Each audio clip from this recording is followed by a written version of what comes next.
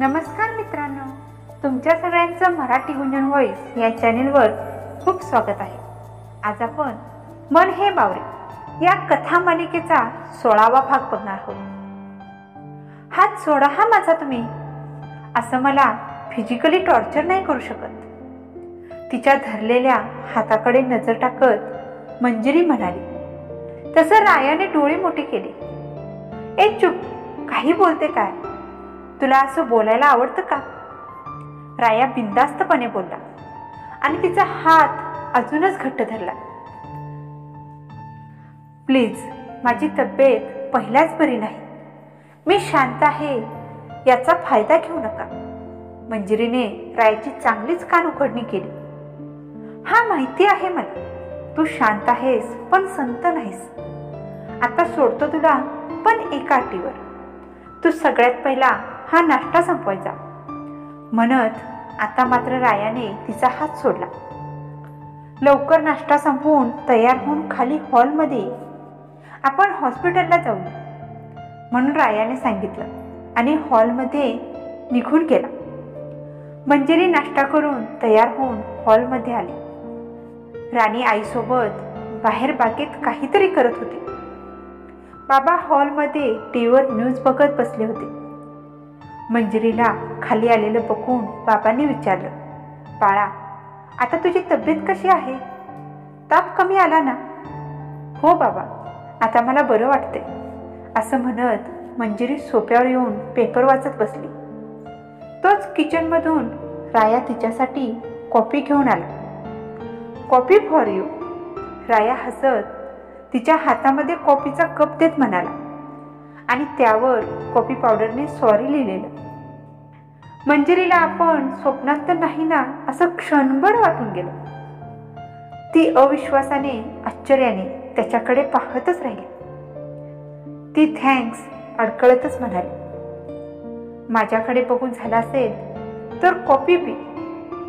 तिला आश्चर्यचकित झालेलं बघून राया तिला म्हणाला. मंजिरीची नजर त्याने सॉरी लिहिलेल्या शब्दावर गेली. कोल्ड कॉफी करून पिणार आहेस का? रायाने भुया उडवत तिला विचारलं. तसं तिने नाही म्हणून मान डोलावली. कशी झाली? तिने एक घोट घेताच रायाने विचारलं. छान, मंजिरीने नाजूक किणकिणत्या आवाजात सांगितलं. तुम्ही का केली? मी केली असती ना कॉफी. मंजिरी हळुवारपणे बोलली.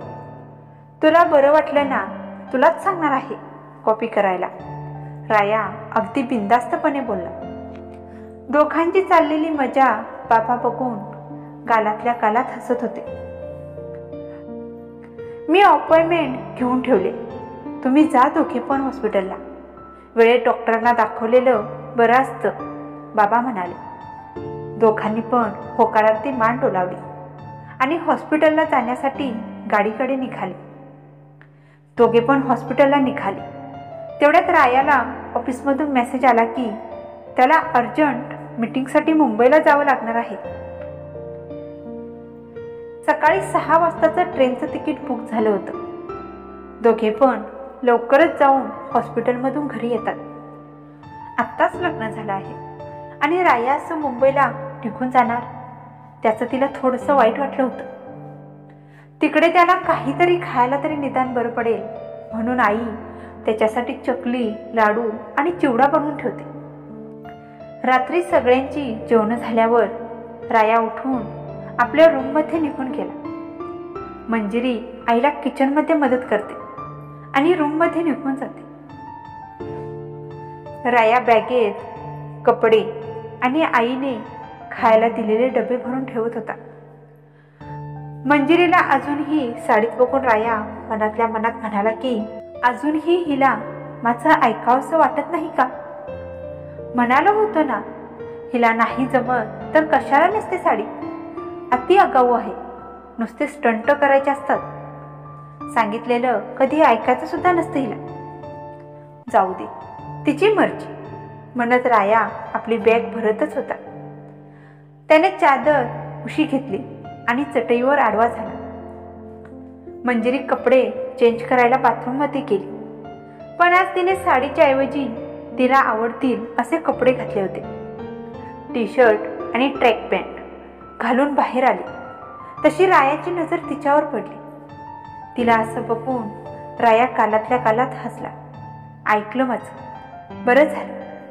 वाव, किती क्यूट दिसते ही, असं वाटतंय बघतच बसावं. रायाची मनातल्या मनात स्वतःचीच बडबड ही चालूच होती. तिचं लक्ष गेलंच रायाकडं. एखाद्याची चोरी पकडल्यानंतर कशी अवस्था होते तशी रायाची अवस्था झाली होती. गडबडला तो. त्याला काय बोलावे, काय करावे हेच सुचेना. त्याच्या तोंडातून आपणच शब्द बाहेर पडले, अशी छान दिसतेस. म्हणजे मी साडीमध्ये छान दिसत नाही असं म्हणायचं आहे का तुम्हाला मिस्टर राया? मंजिरी जरा त्याची फिरकी घेत बोलली. मी कुठे असे म्हणालो? राया मस्करीतच बोलला. पण त्याचा अर्थ असाच निघतो ना, मंजिरी रायाला उत्तर देत बोलली.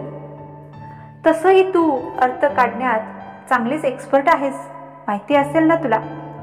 हो ना, बोल ना आता, आहेस ना एक्सपर्ट? रायाने मंजिरीला विचारलं. त्याचं असं बोलणं तिला काहीच कळालं नाही. तिला त्याचं बोलणं काहीच कळालं नव्हतं. तरी पण ती तशीच म्हणाली, हो तर माझं मलाच माहीत. थोडा वेळ शांत राहिल्यानंतर आता तिची टूप पेटली. तिने रायाकडे पाहिलं तर तो उशीवर हनुवटी ठेवून तिच्याकडे बघून हसत होता. रायाकडे बघून मंजिरीला सुद्धा खूप हसायला येतं. तुम्ही पण ना. जाऊ दे, मला मुळीच बोलायचं नाही या विषयावर आणि वाद तर अजिबात घालायचा नाही. आज दिवसभर खूप सहन केले मी तुम्हाला. ती बोलता बोलता बोलून गेली. तसं रायाच्या चेहऱ्यावरचं हसूच गायब झालं. तिच्याही ते लक्षात आलं की आपण जरा जास्तच बोललो आहे. तसा राया म्हणालाच, हे बघ, मी तुला कधीच लग्न कर म्हणून फोर्स केला नव्हता.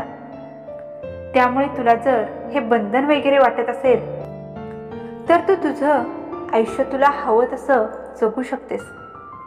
फक्त एवढीच रिक्वेस्ट आहे की त्याचा घरच्यांना कुणाला सुद्धा त्रास होता कामा नये.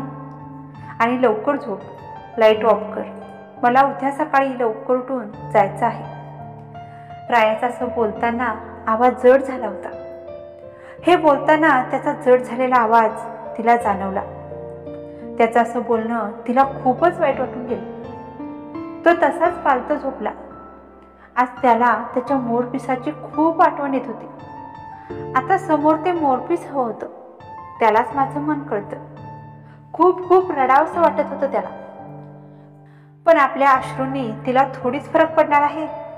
तिला तर माझ्यासोबत लग्न करून बंधनात राहिल्यासारखं वाटतं. मोकळं जगायचं आहे तिला. रायाच्या मनात भावनांचं वादळ उठलं होतं. रायाची हालचाल दिसत होती तिला. मी अशी कशी बोलून गेले? खूप वाईट वाटलं असेल त्याला. मला तर कुठे काय बोलायचं हेच कळत नाही. आता काय विचार करत असेल माझ्याबद्दल. त्यात तो जाणार पण उद्या.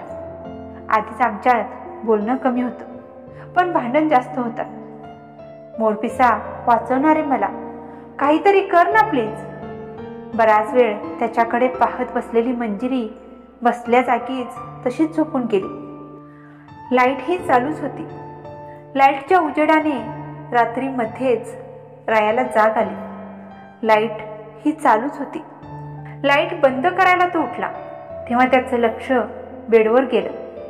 तर ही अशीच झोपलेली, बसल्या जागी झोपलेली होती. त्यामुळे अवघडली असणार. तिला सरळ झोपवायला हवं म्हणून राया तिच्याकडे बराच वेळा हात नेतो आणि परत परत हात पाठीमागे घेतो. शेवटी हातांची घडी घालून भिंतीला टेकून उभा राहतो. त्याला तिची झोपमोड करायची नव्हती. झोपेमध्ये शांत दिसणारं तिचं रूप त्याला तिच्याकडे ओढून घेत होतं. फॅनच्या हवेने तिचे केस उडून तिच्या चेहऱ्यावर आले होते. दीर्घ श्वास घेत रायाने तिच्या चेहऱ्यावरचे केस बाजूला केले. तिच्या चेहऱ्यावरचे केस बाजूला करताना त्याचा स्पर्श तिच्या गालांना झाला. तेव्हा त्याला जाणवलं की ती सुद्धा रडून झोपली आहे. एवढेच वाईट वाटतं तर बोलायचं कशाला ना. तिच्याकडे पाहून राया मनातच बोलला. मंजिरी खूप अवघडली होती. तिला सरळ तर झोपवायलाच हवं होतं, पण कसं ते त्याला काही सुचेना. मध्येच उठली तर नवीन अध्याय सुरू व्हायचा. काय करू, कसं तिला सरळ करू, असे अनेक प्रश्न रायाला पडतात. शेवटी काय होईल ते होईल म्हणत रायाने मंजिरीला सरळ झोपवलं, तिच्या अंगावर घातलं. आता मात्र त्याला तिच्या झोपेचं खूप हसू येत होतं. कुंभकर्णाची बहीणच आहे जणू, असं म्हणत राया खूप हसत होता. जाग आली नाही ते बरं झालं, नाहीतर मांजरीने सारखी धावून आली असती अंगावर. राया तिच्या शेजारी बसून तिला बघतच राहिला होता. तिच्यामध्ये तो पूर्ण गुंतून गेला होता. बासुरीच्या सुरात एक जादू आहे, प्रेमाच्या भावनेची ती गोडी आहे. जेव्हा वाचतो ती सखीच्या हातून, तो स्वर जणू आठवणींचा पाऊस आहे. तिच्या ओठांवरून निसटतो तेव्हा तो मूक प्रेमाचा एक हळवा स्पर्श आहे. हरवलेले क्षण जसे जपतात मनात, तसे बासुरीचे सूर वाहतात आकाशात. तो क्षण जेव्हा डोळ्यातून भेटतो, बासुरीच्या सुरात ते प्रेम ओळखते. ओघळत्या स्वप्नांच्या त्या रेशमात आणि रंगलेल्या आठवणींच्या छायेत प्रेमाचा हा स्वर, तो अनंत काळाचा संपणार नाही. ते गाणं हृदयातलं, बासुरीच्या सुरात प्रेमाची जादू आहे. अविरत वाहणारा हा स्वर ती अनंताची गाथा आहे. त्याचं एक मन त्याला सांगत होतं की मन भरून बघून घे तिला, एक आठवडाभर तिला बघता येणार नाही. तर दुसरं मन त्याला सांगत होतं की तिला मोकळं जगायचं आहे, नको अजून गुंतू तिच्यात. कोणाचं जरी ऐकलं तरी त्रास होणारच होता त्याला, कारण तो पहिलाच तिच्यामध्ये गुंतलेला होता. बराच वेळ तिला डोळ्यात साठवून घेत होता. शेवटी तोही झोपायला गेला. लाईट जरी ऑफ केल्या असल्या तरी त्याच्या मनात अंधार पहिलाच निर्माण झाला होता. तिचं बोलणं जिव्हारी लागलं होतं त्याच्या. सकाळचे 5 वाजले होते. अलाराम वाजून वाजून बंद होत होता. राया मोबाईल हातात पकडूनच पुन्हा झोपला होता. त्या आवाजाने मंजिरीला जाग आली होती, पण राया काही केल्या उठत नव्हता. खूप क्यूट दिसत होता तो. मंजिरीने त्याला बघून डोक्यावर हात मारून घेतला. तसा पुन्हा एकदा आवाज झाला, तुम प्रेम हो, तुम प्रीत हो, मेरी बांसुरी का गीत हो. तुम प्रेम हो, तुम प्रीत हो, मनमीत हो राधे, मेरी मनमीत हो. वेडा आहे श्रीकृष्ण हा तुझ्या प्रेमात. मी तर म्हणेन श्रीकृष्णानंतर याचाच नंबर असेल. मंजिरीने त्याला 2-3 वेळा आवाज दिला. तेव्हा मंजिरीच्या आवाजाने तो पटकन उठला आणि मोबाईलमध्ये टायमिंग पाहिली तर सकाळचे चक्क 5:15 वाजले होते. उशीर झाला म्हणून पटकन उठून राया आवरायला पळाला. काय होणार पुढे? राया आणि मंजिरीचे सूर जुळणार का? मांजरासारखे भांडणारे राया आणि मंजिरी येतील का बासुरीच्या सुरांसारखे एकत्र? संसार म्हटलं की भांडण, काळजी, आपुलकी हे येतच. तुम्हाला राया आणि मंजिरीची लव्ह स्टोरी कशी वाटते हे कमेंट करून सांगायला विसरू नका. भेटूया पुढच्या भागांमध्ये. तोपर्यंत धन्यवाद.